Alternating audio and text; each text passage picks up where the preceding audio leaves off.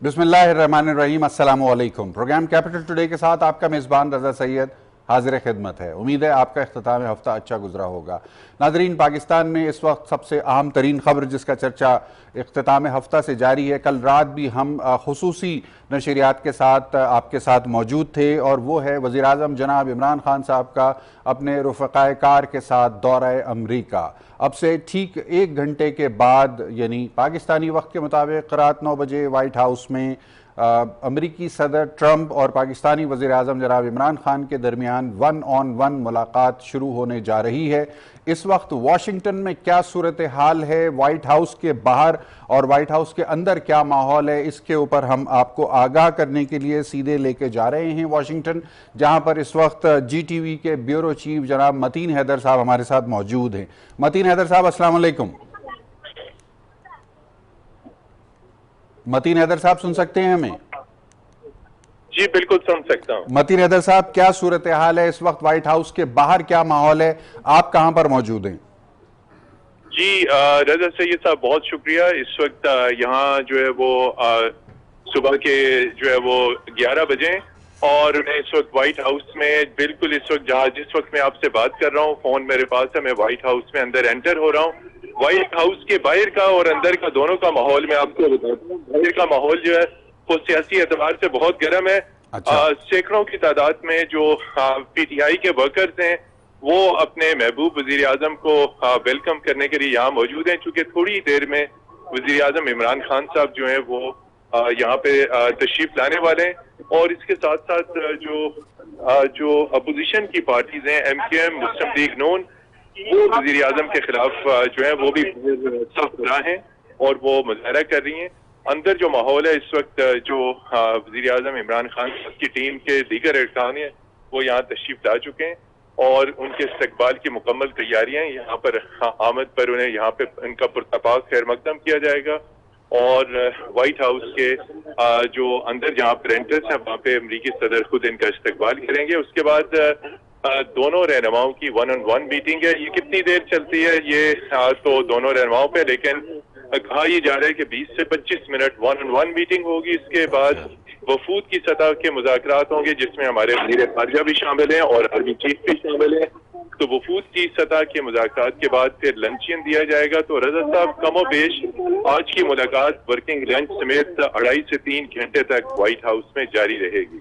अच्छा, आपने एक बड़ी दिलचस्प बात बताई कि इस वक्त व्हाइट हाउस के बाहर पाकिस्तान की सियासी जमातों की भी मूवमेंट नजर आ रही है। तहरीक इंसाफ मौजूद है, जो यकीनन वज़ीर आज़म के लिए खैर सगाली लेकर आए हुए हैं, लेकिन जो हिज़्ब इख्तिलाफ की जमातें हैं वो भी वहाँ मौजूद हैं। हिज़्ब इख्तिलाफ की जमातों का वहाँ पर क्या मौक़िफ़ है, किस चीज़ को लेकर मुज़ाहरा कर रहे हैं, क्या स्लोगन्स हैं उनके? जी, वो बेसिकली जो इस वक्त जो हुकूमत ने जो अपोजिशन के रहनुमा जो अकाउंटेबिलिटी यानी करप्शन के चार्जेस पे पकड़े हुए हैं, तो उनकी रिहाई के लिए अपोजिशन की जमातें मुजाहरा कर रही हैं। इमरान खान साहब के खिलाफ सख्त नारे लगाए जा रहे हैं, और इसके साथ साथ ये है कि MQM भी नजर आई है। MQM के भी जो कारकुनान है वो अलग टोली में, लेकिन मुस्लिम लीग नून वाले अलग हैं।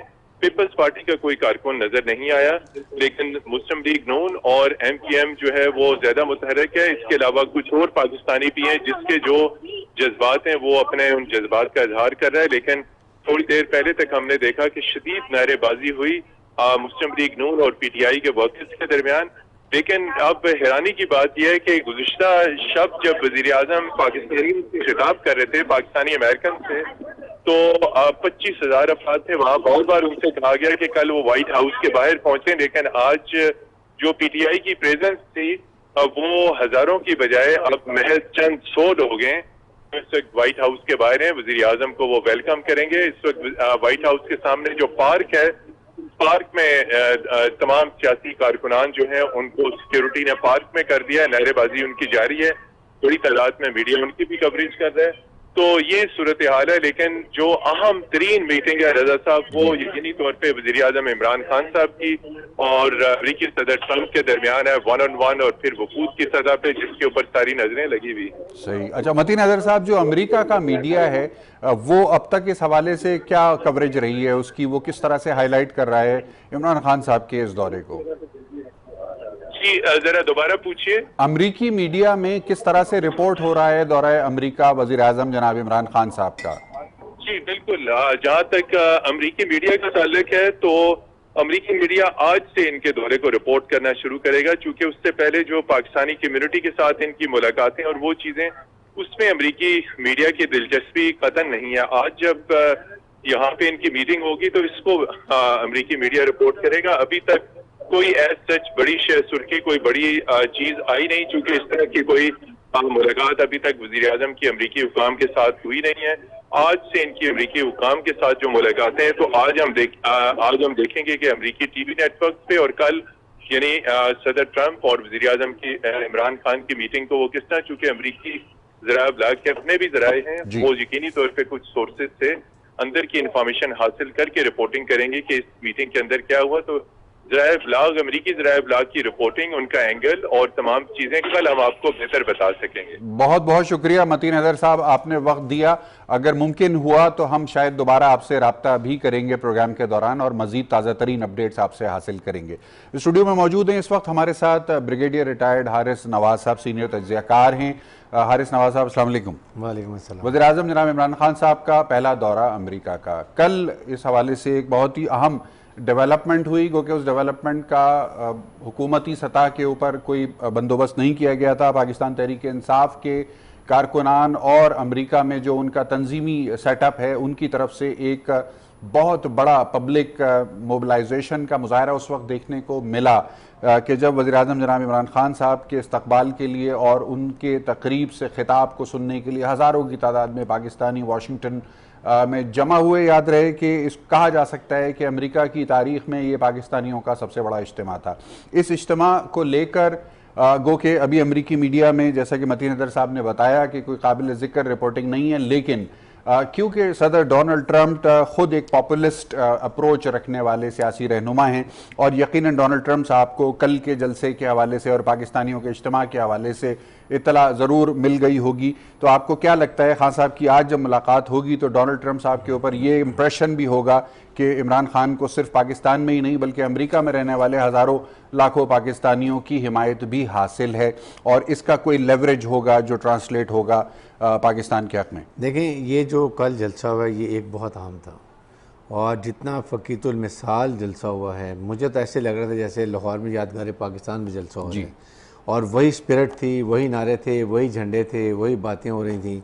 तो ये एक बहुत बड़ा मैसेज ट्रंप एडमिनिस्ट्रेशन को गया है कि इमरान खान जो प्राइम मिनिस्टर पाकिस्तान हैं, इनको फुल सपोर्ट है पाकिस्तान की आवाम की, ओवरसीज़ पाकिस्तानीज़ की जो अमेरिका में ख़ास तौर पे और कनाडा से आए हुए थे, यूके से आए हुए थे, और साथ ही साथ फ़ौज की भी हमायत उनको हासिल है क्योंकि फ़ौज के चीफ ऑफ स्टाफ उनके साथ गए हैं। तो जब एक एडमिनिस्ट्रेशन को दूसरे मुल्क को ये पता चलता है कि इस लीडर के पीछे पूरी कौम खड़ी हुई है, तो उसका बड़ा फ़र्क पड़ता है और उसका फ़ायदा ये होता है कि जब आप निगोशिएटिंग टेबल पर बैठते हैं, बातचीत करते हैं, तो वहाँ आपको बड़ी वेटेज मिलती है और वो आपका नुक्ता नज़र भी बड़ी आसानी से समझने में कामयाब हो जाते हैं। और यही बात है। और फिर इमरान खान ने यह भी कहा कि आप मेरे पे भरोसा करें, मैं आपको झुकने नहीं दूंगा, मैं आपका केस बहुत अच्छा फाइट करूंगा। अगर ये सारी चीज़ों को हम देखें तो मुझे यकीन है कि आज की जो 1-on-1 मीटिंग होगी, इसमें Imran Khan should be able to convince Trump कि पाकिस्तान ने कितना नुकसान उठाया है हमने वॉर ऑन टेररिज्म में, we are a victim of terrorism. हमने सिंगल हैंडेड, हमारी मिलिट्री ने किस प्रोफेशनल तरीके से मुल्क से दहशतगर्दी ख़त्म कर दी, वो दहशतगर्दी जो 51 कंट्रीज़ की कोलिशन फोर्सेस अफ़गानिस्तान में ख़त्म नहीं कर सके और 50% के ऊपर अभी तालिबान का कब्ज़ा है। जब पाकिस्तान ये नुक्ता नज़र देता है विद मीगर रिसोर्सेज, आपकी कोलिशन सपोर्ट फंड उन्होंने रोक दिया हुआ है और जो मिलिट्री तकरीबन $770 मिलियन वो ड्यू है, जो कि एड नहीं है, ये हमारा राइट है। फिर उसके बाद जो पैसे हमें सपोर्ट मिलती थी वो आपने बंद कर दी हुई है। तो इससे वॉर ऑन टेरर को बहुत फ़र्क पड़ रहा है। सेकंड, मेरे ख्याल में यहाँ पर और बहुत ही इशू डिस्कस करेंगे। कश्मीर का इशू होगा, इंडिया का इशू होगा, लाइन ऑफ कंट्रोल से जिस तरीके से, और अफ़गानिस्तान की तरफ से रॉ और NDS का नेक्सस है वो ज़रूर बताएंगे, इससे बड़ा फ़र्क पड़ेगा। और साथ ही साथ पाकिस्तान का इमेज इसलिए बड़ा है कि पाकिस्तान ने तालिबान को कन्विंस करते दोहा में अमेरिकन एडमिनिस्ट्रेशन के साथ बिठाया है मुज़ाकरात के लिए। वो मुज़ाकरात काफ़ी हद तक अब कामयाब भी हो गए हैं यहाँ तक कि तकरीबन अब फाइनल जो है सिर्फ मुसवदा तैयार हो रहा है, ड्राफ्ट ताकि उससे एक अंडरस्टैंडिंग पैदा हो, और उसमें भी पाकिस्तान का कुलीदी जो है वो हिस्सा किरदार रहा है। बिल्कुल, पाकिस्तान में मुज़ाकरात भी हुए हैं जी। अभी भी वो शामिल हैं इसके अंदर जी। एक और बात जो मदद की है वो ये कि इंडिया को बिल्कुल साइडलाइन कर दिया गया। इंडिया को ऐसे साइडलाइन किया गया है कि वो अब रोते पीटते जाके अमेरिकन एडमिनिस्ट्रेशन से बात करें कि हमने $3 बिलियन की इन्वेस्टमेंट की है, हमने इतना काम किया है, तो हमें क्यों निकाल दिया। जैसे एक नारा आपके एक्स प्राइम मिनिस्टर लगाते थे, मुझे क्यों निकाला जी। अब वही नारा जो अब इंडिया निकाले, मुझे अफगानिस्तान से क्यों निकाला। लेकिन देन दे हैव रियलाइज कि अगर इंडिया वहाँ पर रहेगा तो कभी भी हालात ठीक नहीं होंगे, और पाकिस्तान की अपनी अप्रीहेंशन रहेंगी अफगानिस्तान की गवर्नमेंट के साथ, अफगानिस्तान की NDS के साथ कि वहाँ पर इंटरफेरेंस हो रही है, पाकिस्तान खिंचा रहेगा। तो आई थिंक इस लिहाज से उनको ये बात समझ आ गई है, और अब देखना ये है कि इमरान खान इस मीटिंग के दौरान जो 1-on-1 है कितना इस चीज़ को कैश कर सकते हैं, कितना उनको कन्विंस कर सकते हैं। Donald Trump is unorthodox person, he can do anything and he can refuse anything. तो आई थिंक ये बड़ा डिपेंड करेगा कि ये भी 2-3 घंटे जो बहुत अहम है इसमें ये चीज़ें साबित क्लियर हो जाएंगी। सही। बाकर सज्जाद साहब हमारे साथ मौजूद हैं, सीनियर सहाफ़ी। बाकर साहब अस्सलाम वालेकुम, बहुत शुक्रिया आपने कीमती वक्त निकाला। गुफ्तगू हो रही है डोनाल्ड ट्रंप के मिजाज के हवाले से कि एक पॉपुलिस्ट लीडर हैं। ब्रिटिश साहब का कहना है अनऑर्थोडॉक्स, ये इस्तेलाह भी ज़ाहिर है इस्तेमाल हो सकती है। डोनाल्ड ट्रंप अमरीकी सदर की हैसियत से स्टेट डिपार्टमेंट और अमरीकी इदारों से जो ब्रीफ्स उनको सरकारी तौर पर जाते रहे हैं उसके हवाले से पाकिस्तान पर उनका जो ओपिनियन और परसेप्शन है वो यकीनन हम आहंग होगा अमरीकी इदारों की रिपोर्टिंग से। लेकिन आज वज़ीर-ए-आज़म जनाब इमरान खान साहब के साथ जो उनकी 1-on-1 मुलाकात और वफ्द की सतह पर जो मुलाकात हो रही है, ये यकीनन एक विंडो ऑफ अपॉर्चुनिटी है जिसके अंदर बराह रास्त पाकिस्तान के की स्टेक होल्डर्स को मौका मिल रहा है कि वो डोनाल्ड ट्रंप के सामने तस्वीर का वो रुख या वो रियल परसेप्शन रख सकें कि जो यहाँ की ग्राउंड रियलिटी से हम आएंगे। आपको क्या लगता है किस हद तक इसमें आपको अपॉर्चुनिटी नज़र आती है कि आज इमरान खान साहब और डोनाल्ड ट्रंप के दरमियान होने वाली इस मुलाकात के नतीजे में सही मायनों में आइस ब्रेक हो जाएगी पाकिस्तान और अमेरिका के उन ताल्लुकात के दरमियान जो गुज़श्ता कई बरस से जमूद का शिकार नज़र आते हैं? मेरे ख्याल में रज़ा साहब इसमें जो मैं चीज़ अंडरस्कोर करना चाहता हूँ वो ये कि आपको अच्छी उम्मीद ज़रूर रखनी चाहिए, सही, लेकिन किसी खुशफहमी का आप शिकार हरगिज़ ना हो, ना ही अपने नाजरीन को करें कि कोई बहुत बड़ी आइस ब्रेकिंग होने जा रही है। कौमों के दरमियान जो तल्लकात होते हैं वो हमेशा से उनके मफादात के मुताबिक होते हैं। इसमें कोई किसी पे कोई एहसान नहीं कर रहा होता। जिस मुल्क है दूसरे के साथ कोऑपरेट कर रहा होता है तो अपने इंटरेस्ट में कर रहा होता है। और लेकिन जो अमेरिका के साथ हमारे तल्लकात है वो एक क्लासिक एग्जांपल है ट्रांजैक्शनल रिलेशनशिप के कि जनाब के कुछ लो कुछ दो, और यही सिलसिला चल रहा है। और आपको पता है कि जब सदर ट्रंप ने 2017 की अगस्त में ये नई अफगान स्ट्रेटजी का ऐलान किया था, जो तल्लकात में कशीदगी थी या सदमोहरी थी उसके बाद उसमें यकदम इजाफा हो गया। और आपने उसके बाद इल्ज़ामात वो भी देखे कि जी इस पाकिस्तान ने हमसे झूठ बोला, हमको धोखा दिया, हमसे अरबों डॉलर मदद भी ली और हमारे दुश्मन के साथ भी वो कॉम्प्लिसिट रहा।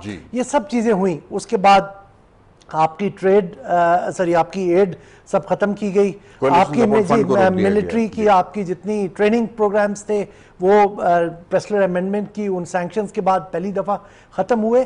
फिर कोई तब्दीली ये नहीं कि इस्लामाबाद में तब्दीली आ गई तो इस वजह से तब्दीली आ गई, तब्दीली इस वजह से आई कि जब उनका पहला जो एनिवर्सरी जो उनकी उसकी थी आपकी जो ट्रंप एडमिनिस्ट्रेशन की जो स्ट्रेटजी उसकी पहली एनिवर्सरी आई पिछले साल, तो उन्होंने रिव्यू किया कि हमारी जो कोअर्सिव स्ट्रेटजी है वो पाकिस्तान के मुतालिक और अफगानिस्तान के बारे में जो हमारी स्ट्रेटजी है वो काम नहीं कर रही, हमें कुछ मुख्तलिफ देखना पड़ेगा इस सिलसिले में। तो उन्होंने अपनी थोड़ा सा तब्दील किया और वहाँ पर आप देखें कि अगस्त सितंबर के इर्द गिर्द उनके बल्कि जुलाई से एलिस वेल्स के लेवल पे तालिबान के साथ बातचीत शुरू हो चुकी थी।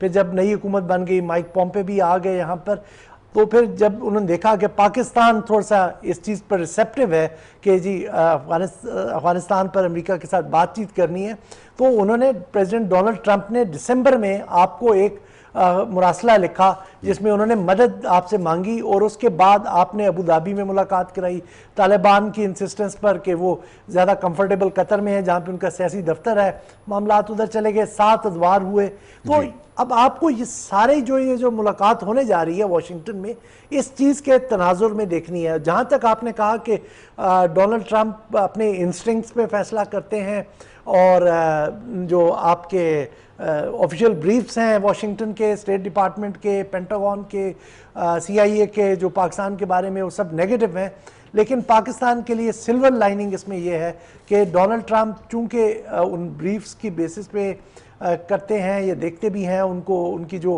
परसेप्शंस हैं उनको इन्फॉर्म किया, लेकिन वो फैसले अपने इंस्टिंक्ट पे करते हैं। इमरान खान के लिए ये बहुत सुनहरी मौका है कि आप वहाँ जाकर एक ऐसा इमेज पाकिस्तान का प्रेजेंट करें जो अभी तक ऑफिशियल ब्रीफ्स में जो अमेरिका के थे उनमें नहीं किया गया। लेकिन जैसे मैंने कल उनकी स्पीच सुनी, उससे खासी मायूसी हुई कि बजाय कि वहाँ पर जहाँ पर सारी दुनिया की नज़रें इंटरनेशनल मीडिया की आप पर लगी हुई हैं, यकीनन वाइट हाउस भी आपकी उस स्पीच को देख रहा है, तो वहाँ पर आप पाकिस्तान का केस सेल करने की बजाय आप वो तकरीर कर रहे थे जो आप शायद इस्लामाबाद में, लाहौर में या कराची में अपने सियासी मुखालफिन को टारगेट करने के लिए करते हैं। अपोजिशन के कंटेनर वाली तकरीर। जी, कंटेनर वाली तकरीर। आपको वहाँ पे एक पॉजिटिव पाकिस्तान का इमेज देना था कि 1 साल में आपने ये रिफॉर्म्स पाकिस्तान में की, अब जो है फॉरेन इन्वेस्टमेंट अगर के लिए यहाँ बेहतर रेगुलेटरी माहौल है, रिमिटेंसेस यहाँ पर अब ज़्यादा महफूज हैं, लोगों को बैंकिंग, फॉर्मल बैंकिंग चैनल से पैसे भेजने चाहिए, पाकिस्तान एक तरक्की की ट्रेजेक्टरी पे चल चुका है। ये वो एक इमेज है जो वो सेल कर सकते थे, एक वो बिल्ड कर सकते थे। आज की मुलाकात के लिए वो डोनाल्ड ट्रंप के साथ वहाँ खड़े होके अरेना में मैसेजिंग कर सकते थे, एक आप बिल्कुल जिसे कहते हैं ना कि एक सीन सेटिंग कर सकते थे। वहाँ पर जाके वही जैसे कहते हैं कि एक दूसरे की क्रिटिसिज्म करना, अपोजिशन को क्रिटिसाइज मतलब आप करना, कह सकते हैं कि वो एक तरह से डोमेस्टिक जो मतलब एक पाकिस्तानी wasted opportunity जी कि डोमेस्टिक उन्होंने एक कंजम्पशन बहुत- के लिए बातें हो गई वहाँ पर वो ज़्यादातर। डोमेस्टिक कंजम्पशन की बातें हैं। वहाँ पर आप के सामने एक्सपैट कम्युनिटी बैठी है जिन्होंने रेमिटेंस यहाँ पाकिस्तान भेजनी है, वहाँ वो लोग बैठे हैं जो पाकिस्तान में इन्वेस्ट कर सकते हैं। आपको देखने वाले वो हैं जो आपको व्हाइट हाउस दूसरे दिन मिलेंगे, वो आपको फॉलो कर रहे हैं। आप मौका हल के मुताबिक बात करते हैं, तो उससे तो काफ़ी ज़्यादा डिसअपॉइंटमेंट हुई कि आज का जो एजेंडा है व्हाइट हाउस का, वो इमरान खान किस तरह से टैकल करते हैं। यकीनन उसमें फॉरेन ऑफिस की भी इनपुट होगी, दीगर इदारों की भी इनपुट होगी। उम्मीद करते हैं कि वो पाकिस्तान का केस बेहतर तौर पर सेल कर सकें। पेश करेंगे। नाजरीन, गुफ्तगू के सिलसिले को हम जारी रखेंगे एक मुख्तसर वक्फे के बाद।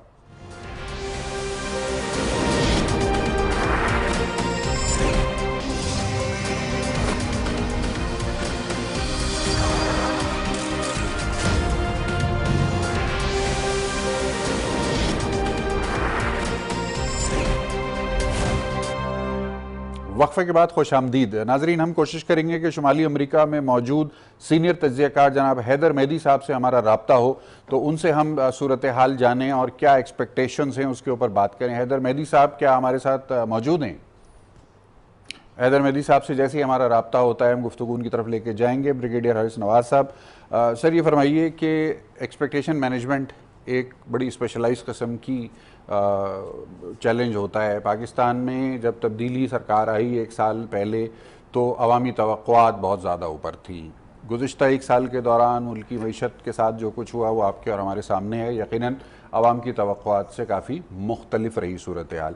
दौरा अमरीका यकीनन नज़रें लगी हुई हैं इसके ऊपर, माहिरीन अपनी कॉन्टेक्स्ट में देख रहे हैं सारे मामले को, लेकिन आवाम की एक्सपेक्टेशंस इस तरह से जुड़ी हुई हैं कि अगर अमरीका के साथ पाकिस्तान के ताल्लुकात में बेहतरी आती है तो क्योंकि अमरीका तमाम बैनुल-अक़वामी मालियाती इदारों के साथ उसकी एक ख़ास कनेक्शन है, IMF हो, वर्ल्ड बैंक हो, एशियन डेवलपमेंट बैंक हो और इसी नौइयत के दीगर इदारे या जो इंटरनेशनल ट्रेड ऑर्गेनाइजेशंस हैं वो सब अमरीका के असर में किसी न किसी तरह से होती हैं। तो अगर अमरीका के साथ पाकिस्तान की गुडविल बेहतर हो जाती है तो ट्रेड रिलेशन पाकिस्तान के लिए शायद नए दरवाजे खुल जाएंगे। इसको लेकर किस हद तक ऑप्टिमिस्टिक हैं आप? देखें, यही प्राइम मिनिस्टर पाकिस्तान ने जलसे में बात की है कि we don't believe in aid, now we believe in trade. जी, पहले ही पाकिस्तान तकरीबन आई थिंक $4 बिलियन का जो है वो एक्सपोर्ट करता है। जी, अब अगर वहाँ जाके ये बताते हैं कि हमने दहशतगर्दी पे काबू पा लिया, इवन जलसे में भी ये बताते हैं कि हमने क्या क्या इन्वेस्टर्स के लिए कंडूसिव इन्वायरमेंट्स पैदा किए हैं। दहशतगर्दी ख़त्म कर दी है, लॉ एंड ऑर्डर हमने ठीक कर दिया है, हमने बिजनेस इन्वायरमेंट अच्छी कर रही हैं, हम कोई और इंसेंटिव जो फॉरेन इन्वेस्टर्स को दे रहे हैं, तो then they would come definitely. और अगर जब बिजनेस कम्युनिटी जब अमेरिका में मिलें, आज भी मिलें, तो वहाँ भी इनको यही बताना चाहिए कि हमने आपके लिए क्या क्या सहूलियात दी हैं जिसका फ़ायदा उठाएं और पाकिस्तान में बिज़नेस करें और फिर अपने पैसा जो आप बाहर भी ले जा सकते हैं। ये एक तो उनको बड़ी ज़रूरत बताने की। सेकेंडली साथ पाकिस्तान को ये चाहिए था कि अभी इस वक्त भी हमें और ट्रेड बढ़ाने की ज़रूरत है। पाकिस्तान को $4 बिलियन के बजाय उनसे और मुराद लें कि जितना चाइना उनसे बिज़नेस करता है, इंडिया करता है। हमने जो कुछ किया है, हमने जो नुकसान किया है, तो हमें कहीं ना कहीं वो ये बेनिफिट दें कि 4 के बजाय $8 बिलियन की अगर हम वहाँ एक्सपोर्ट करना शुरू कर देते हैं, उससे बड़ा फ़र्क पड़ेगा। लेकिन इशू ये है कि पाकिस्तान में इस वक्त हर चीज़ इंपोर्ट करते हुए रॉ मटेरियल महंगा हो गया, इंपोर्ट ड्यूटी बढ़ गई है। अब कॉस्ट ऑफ प्रोडक्शन इतनी ज़्यादा होती जाएगी कि ये आपके लिए वर्ल्ड मार्केट में कम्पीट करना बहुत मुश्किल हो जाता है। उसके लिए जब तक ये प्रेजेंट हुकूमत एनर्जी को सस्ती नहीं करती है जी, जो कि एक बेसिक इंग्रेडिएंट है आप प्राइस कंट्रोल करने के हर चीज़ में, चाहे आप कमोडिटी आइटम देख लें, आपने विलेज के यील्ड बढ़ानी है उसके लिए भी डीजल सस्ता होना चाहिए। उसके बाद बिजली हाइडल प्रोजेक्ट्स के ऊपर लेके जाएं, इसको आप एमरजेंसी बेसिस पे करें, तो फिर आप समझते हैं कि बिजली सस्ती होगी तो कॉस्ट ऑफ प्रोडक्शन भी सस्ती हो जाएगी, एक्सपोर्ट बढ़ जाएगी, पाकिस्तान को फॉरेन एक्सचेंज का फ़ायदा होगा, साथ ही साथ मुल्क की दूसरी चीज़ों पे बड़ा कंट्रोल रहेगा। इसको हमें समझने की ज़रूरत है। अगर आज 20 रुपये पर यूनिट है और कहाँ 4-5 रुपये अगर आपको पास यूनिट मिलती है आइडल, तो कितनी कॉस्ट ऑफ प्रोडक्शन बढ़ेगी, उससे आपकी एनर्जी रिसोर्सेज भी आपके पास आ जाएंगे। आप सोलर पे भी इनकरेज लोगों को ताकि वो भी एनर्जी का लोड कम हो जाए। Solar is another cost effective thing. इनको सारी चीज़ों को हम लेकर आते हैं जी, रिन्यूएबल एनर्जी, उससे हम अंदाज़ा लगाते हैं कि ट्रेड को कितना फ़र्क पड़ेगा। इस वक्त जितना भी रॉ मटेरियल है उस पर आपने ड्यूटी लगा दी है, तो जब वो यहाँ होके आता है, आप इंडस्ट्री में जाता है, वहाँ पर कॉस्ट ऑफ प्रोडक्शन बढ़ती है, उससे जब आपकी कॉस्ट ही बढ़ जाएगी तो आप एक्सपोर्ट बाहर दुनिया के कंपटीशन क्या करेंगे। लाइकवाइज आपका इकोनॉमिक इंजन जो है वो है आपका ज़राअत है, एग्रीकल्चर, उसको हमने कोई भी प्रायोरिटी नहीं दी हुई है। 80% लोग आपकी जो है वो एग्रीकल्चर बेस्ड है, उनकी इकॉनमी वहाँ पर रहती है, हमने उनके लिए कुछ नहीं किया। जो मुल्क फूड ग्रेन में सेल्फ सफिशिएंट होता है वो कभी भूखा नहीं मरता। 80% लोगों की तो आग वो उसकी गाँव में क्या ज़रूरत है, उसको फूड ग्रेन चाहिए, उसको सब्ज़ी चाहिए, उसको घर के ज़रूरियात चाहिए, वो उसकी पूरी हो जाती हैं। तो ये चीज़ें आप गवर्नमेंट को चाहिए कि 1 साल गुजर के अपनी एक इकोनॉमिक पॉलिसी बनाएं और प्रायोरिटाइज़ करें कि हमने किसको ज़्यादा बेहतर करना है। अगर हम इसको करते हैं तो हमारा ट्रेड भी बढ़ जाएगा, अमेरिका से भी बढ़ेगा, जितनी पैदावार बढ़ेगी उससे और फ़र्क पड़ेगा। और यही आपने उनको बताना है अमेरिकन को। आई एम श्योर कि prime minister Pakistan Donald Trump administration को यही बताएंगे कि वी वांट कि आप हमें टेक्नोलॉजी दें जी, हम उससे यील्ड बढ़ाएं, इंडस्ट्रियलाइजेशन करें, और हमारी जो ट्रेड है $4 बिलियन से हम $8 बिलियन पे ले जाएँ, $10 बिलियन पे ले जाएँ। ये बहुत बड़ी अचीवमेंट होगी। हमने हमेशा नुकसान यही उठा रहे हैं कि हम इधर हमारी रेमिटेंस आती है पैसे की, हम वो सारा फॉरेन एक्सचेंज उठा के एक्सपोर्ट के ट्रेड डेफिसिट है उसमें लगा देते हैं और फिर हम खालियत हो जाते हैं और फिर हमें वर्ल्ड IMF की तरफ देखना पड़ता है। सही ये, और इसके साथ सेकंड हमने मुल्क के अंदर जो करने की बात है वो आपकी करप्शन है। 2000 अरब की एक मुल्क में अगर करप्शन होती हो साल में, तो आप क्या करेंगे। ये हमारा डोमेस्टिक इशू है। वहाँ के लिए I think Imran Khan must have gone well prepared. उन्होंने अपना पूरा होमवर्क किया होगा, उनको बताएंगे कि हमें क्या नुकसान हुए, हमने वॉर ऑन टेररिज्म में क्या कुछ कर लिया है, क्या करना चाहिए जी, इंडिया को कैसे आपने कंट्रोल करने कि इंडिया हमारे में इंटरफेस ना करे। फिर इंडिया ये भी करे कि बताएं कि देखिए हमने पीस के लिए कितने स्टेप लिए हैं, इंडिया ने हर स्टेप पे 2 स्टेप पीछे गया है, तो इंडिया का फोर्स करें कि हम टेबल पे बैठें, आके मुज़ाकरात करें, कॉन्फिडेंस बिल्डिंग मेजर करें। वाटर टेररिज्म है, सियाचिन है, सर क्रीक है, और जितने मसाइल हमारे लाइन ऑफ कंट्रोल पे फायरिंग हो रही है जी दोनों तरफ, तो ये चीज़ें जब होती हैं तो मेरे ख्याल में हमें उस तरह नहीं एक्सपेक्ट करना चाहिए कि बहुत बड़ी हमको ब्रेक थ्रू करके आएंगे। If they acknowledge and then gradually they start raising their hand towards Pakistan, I think that should be a big success. बाकर सज्जाद साहब, हमने देखा वज़ीर-ए-आज़म के दौरा अमरीका से थोड़ा ही वक्त पहले बहुत ही करीब हाफिज सईद साहब को हिरासत में लिया गया। हाफिज सईद साहब को हिरासत में लिया जाना शायद इतनी बड़ी खबर नहीं थी जितनी बड़ी खबर डोनाल्ड ट्रंप का ट्वीट था जो हाफिज सईद को हिरासत में लेने पर जारी किया गया। तो क्या इससे ये इंडिकेशन मिलती है कि भारतीय लॉबी पहले से मौसर थी अमेरिका में और वाइट हाउस में वो वज़ीर-ए-आज़म इमरान खान के दौरे से पहले अपनी विश लिस्ट पहुंचा चुकी थी, इस हद तक कि डोनाल्ड ट्रंप इन्वॉल्व थे सारे मामलात में और उन्होंने हाफिज सईद की गिरफ्तारी जो कि बज़ाहिर पाकिस्तान का एक डोमेस्टिक मामला था उसके ऊपर उन्होंने ट्वीट भी कर दिया। किस तरह से देख रहे हैं आप इसमें भारतीय लॉबी की पहले से की गई वर्किंग को? अब भारतीय लॉबी की जो आप पहले से वर्किंग, आपको मैं इस तरह से कहूँ कि इस दौरे से स्पेसिफिकली मैं नहीं जोड़ता, लेकिन भारत ने एक ओवरऑल वहाँ पर काफ़ी ज़्यादा लॉबिंग की है जिसकी वजह से अमेरिका में परसेप्शंस इस तरह से डेवलप हो चुके हैं कि पाकिस्तान काउंटर टेररिज्म पे उतना काम नहीं कर रहा। जो कुछ हमारी एफर्ट हुई है यहाँ पर उसको वहाँ पे नेगेट किया गया जो भारतीय लॉबी की थी। हमारा वहाँ कोई लॉबिस्ट भी नहीं था।